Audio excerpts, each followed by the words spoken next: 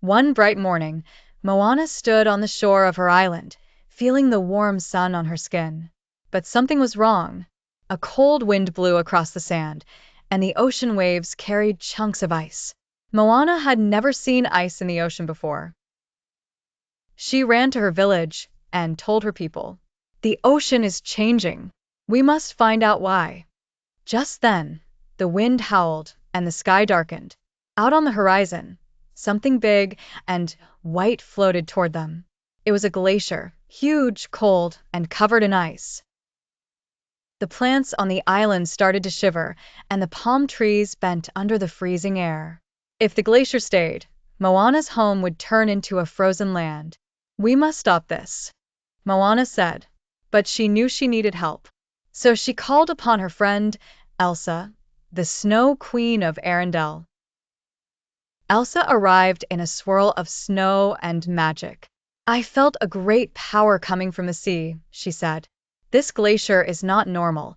It is moving on its own, as if drawn by something." Moana and Elsa took a canoe and sailed toward the floating glacier. As they got closer, the water turned icy blue, and the air felt even colder. They climbed onto the glacier and discovered something shocking.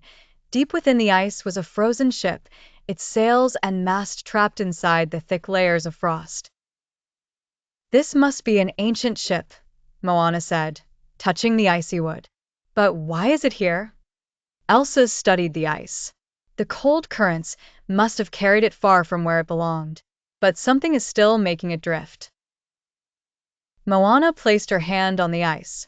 "The ocean is trying to send it back, but it's too heavy. We have to help." Elsa nodded and used her ice magic to gently break apart the thickest parts of the glacier, making it smaller. Moana called upon the waves, asking the ocean to help push the frozen ship back to where it belonged. For hours, they worked together, guiding the ice and the ship away from Moana's warm island. The wind softened, and the island began to warm up again. Finally, after a long journey, the frozen ship was far out in the colder waters, where it could rest safely. The glacier, no longer pulling toward Moana's home, started to break apart naturally, its ice returning to the sea. Elsa and Moana smiled at each other. "We make a great team," Moana said. "Yes, we do," Elsa agreed. As Moana sailed back to her island, the ocean was calm once more. And far away, the frozen ship drifted into the mist, lost in time but finally at peace.